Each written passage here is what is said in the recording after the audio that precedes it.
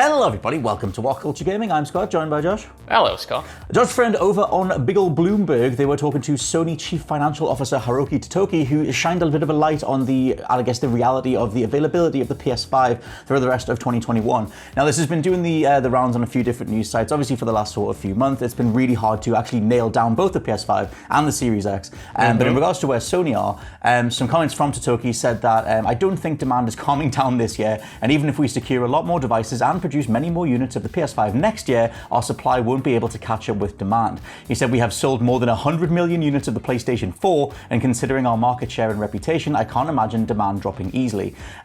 So the sort of thing to really take away here is that, the actual figures for PS4 sales, according to Digital Trends, are 115.9 million.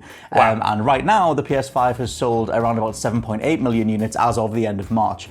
So that's a pretty staggering 108 million people looking to upgrade, which is a pretty sizable thing. How's that hit you? I guess it's pretty obvious at this point, but it does seem like the current climate of it just being hard to get a new system is just going to be the case for the rest of the year. Yeah, it's a bit of a bitter pill to swallow in a way because, naively, when the PS5 was launching last year, I thought by June, by July, by August, it'll have sorted itself out at least a little bit and people would have more access to this next-gen machine. Obviously, that's not going to be the case, and it definitely does seem to be this awful, well, not awful, not if you're Sony really, but this awful combination of, increased demand in general from people who owned a PlayStation 4 and then a supply issues, around the globe and actually producing them, and knowing that it's going to go into 2022 does suck a little bit because, there are so many people who just kind of want a PlayStation 5, want to support Sony, have been saving perhaps since last year, hoping to get it last November or whatever, and just literally can't. And, I'm in this boat for Xbox, funnily enough, and it's frustrating not to be able to get the thing you want, but also not only not being able to support the thing you want to support and, obviously have these experiences. So yeah, not unforeseen, but still sucks. Yeah, the thing that's really interesting is you look at, because I was looking at Resident Evil 8 comparisons, because it's if you're stuck with the PS4 for now, are you really truly missing out? I guess actually that's the thing that I was going to ask you. Do you think right now the PS5 is this must-have thing for right now in time? Because I don't necessarily think it is. I don't think we've had, Returnal's brilliant, Demon Souls is solid enough, you can play a fancier version of Miles Morales or something, but it's not this run out, I must get it thing. It's more just you want to get it because it's the PlayStation 5. It's this more sort of assumption of this essential item, but the reality of owning it, for the most part, we've been playing up-resed PS4 games. It wasn't until Returnal came out that you played something that was made for the PS5, and even that hasn't necessarily blown everybody away, even though it is an incredibly solid game. Where do you come down on the whole, do you need a PS5 right now type thing? I don't think you definitely don't need one. There aren't the experiences there, I don't think, or at least not even the roadmap there to kind of, justify having to go through all of these hoops. If it was instantly available, I'm not going to tell people what to do or what not to do with their money. If the PlayStation 5 was easily accessible and, people wanted it, of course, I would be yeah, buy it, because I do think it's a solid system. But, the people who haven't got it yet aren't necessarily missing out too much in terms of experiences that are there. I love Demon Souls, I love Returnal, but at the same time, there's not going to be anything until Ratchet and Clank, and then the likes of Horizon Forbidden West are going to be cross-generation, and then the games that we're playing right now, like Resident Evil 8, you can already experience those on the PlayStation 4, the PlayStation 4 Pro, and I think Sony's kind of acknowledged that, and that's why they are kind of leaning on this cross-gen thing. It's why they haven't committed too much as to what's coming to the PlayStation 5 at the end of the year or outside of this year, exclusively to the PlayStation 5, and I think they're kind of acknowledging that. So right now, I don't think, it's easy to say when I have it, but I don't think it's something that, you're missing out on I think massively in terms of games. Yeah, I think you can wait. I think also they're sort of low-key planning 2022 to be this insane thing. They won't say anything about God of War, and the only 2021 date for that was the initial reveal that it was coming at all. Everything else seems to be pointing to a 2022 release. And also, that gives them more time for those numbers to equate, get more PS4 people coming across the PS5, have the install base be there for the likes of something like God of War or whatever they want to do going forward, like Hideo Kojima's next game or something like that. I did sort of notice, looking, I mentioned Resident Evil 8, because looking at the comparison comparisons to that on PS4, that kind of reminds me of, the general sort of conversation around, developers will do some of their best work at the end of a console cycle, and all of a sudden they're the most used to that technology. They've been with it for a few years. Everything resets and they have to relearn everything all over again. But it is often why you get the likes of like The Last of Us or something that is genuinely technically super impressive, because it came right at the end of the generation. And you look at something like Resident Evil 8, and even that base version on PS4 is like still super impressive. Like the only real change to the PS5 overall is frame rate and like different detail in the background or something like that. Like it's still a totally serviceable, solid version of that game on PS4.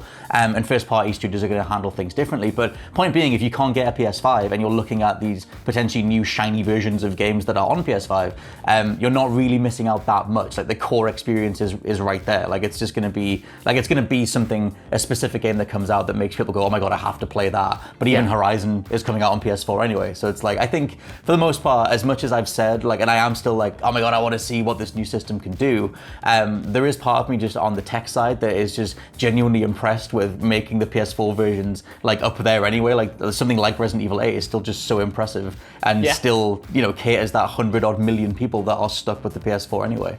Totally, and I mean, it kind of reminds me of, back in the last gen when Metal Gear Solid 5 The Phantom Pain came out, and the Fox engine was so good that thing, looked really stunning, performed really well on like the older gen consoles as well as the PlayStation 4 and the Xbox One and stuff. And I think the RE engine in particular, and I'm saying this having only watched comparisons and not actually played the PlayStation 4 version, so that's a huge caveat, but from what it appears to be, the RE engine seems to be sort of equally as solid, and it's doing a good job at, not necessarily keeping up with the next gen consoles, but giving us a decent version of the game on last gen consoles. We're not in like a position where, I remember last gen when we got one of the Call of Duties, it might have been Black Ops 3, where it was literally just the multiplayer that came out on the last gen version of the game, and you get these huge discrepancies between titles, and we haven't got that yet so far, but I wonder whether going into the end of this year we start to see these massive gulfs between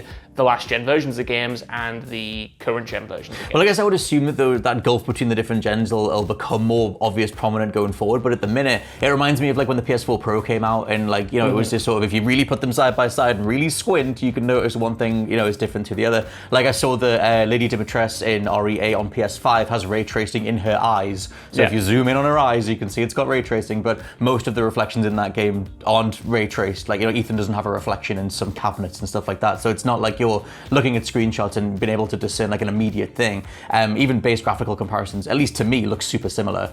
And that as a potential indication of how third-party stuff might look between generations, providing the tech is solid enough, the engines are solid, then like I said, again, you're not necessarily missing out too much. I did run down a list of stuff that's coming for the rest of this year. In terms of PS5 exclusives, there's obviously Ratchet and Clank. There's the Final Fantasy VII Intergrade DLC, which is only on PS5.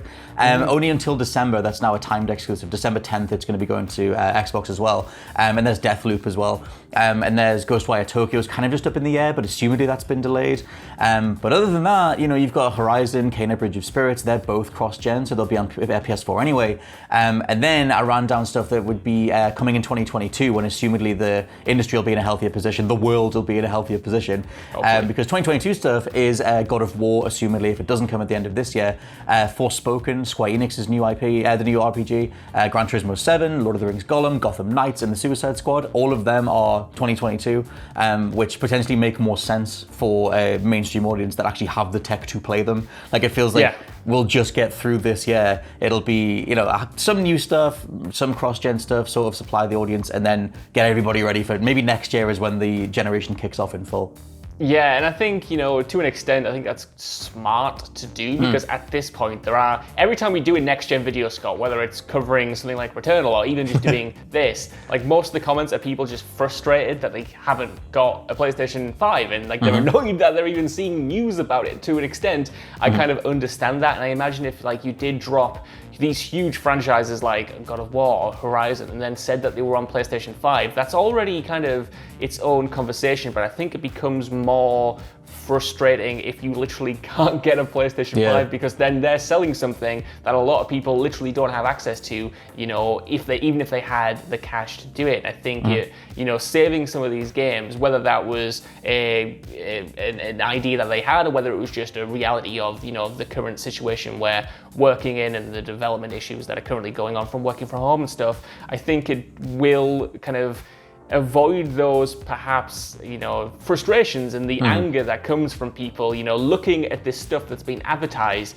but having to face the reality that there are no PlayStation 5s coming in stock. There are scalpers picking up thousands of them at a time, and they can't get it. I think that's an added wrinkle to this gen that I don't think we've had to this extent in previous generations. We've always had a certain amount of shortages, but not one, at least in PlayStation terms, that feels like it's lasted this long. Yeah, not on the PlayStation side. The nearest would be when the Wii came out. I worked the great Wii shortage of like 2008 or whatever year it was, at the end of the 2000s, where you just couldn't get a Wii. And every single day I had people, customers back then asking for the console. It was just impossible to get. But yeah, looking at the stats, less than 10% of all PS4 owners have managed to upgrade to a PS5. And the PS5 is outselling the PS4 in terms of the first 5 months on sale, but there's still just so much ground to catch up. And I think it makes business sense to, sort of split the difference. You want to supply people on the PS4 side, but also you want to be able to show off the likes of Deathloop and Returnal. I was going to say and Destruction All-Stars, but I feel like that's not fully up there, but some games that are only on PS5. So far, I think they're splitting it pretty well, and I think looking at some of the third-party stuff, it seems like those are totally awesome playable versions on PS4. I do remain super curious where we go from here, but I think it's just a frank reality of where we're at, that we're just going to have to wait another year or so to see what happens in 2022. But let us know what you think down in the comments below. Have you been able to pick up a PS5, and what have you thought of the games that have been released exclusively for that system so far? For now, I've been Scott from WhatCulture.com. I've been Josh from WhatCulture.com. And we'll catch you next time. Bye. Bye.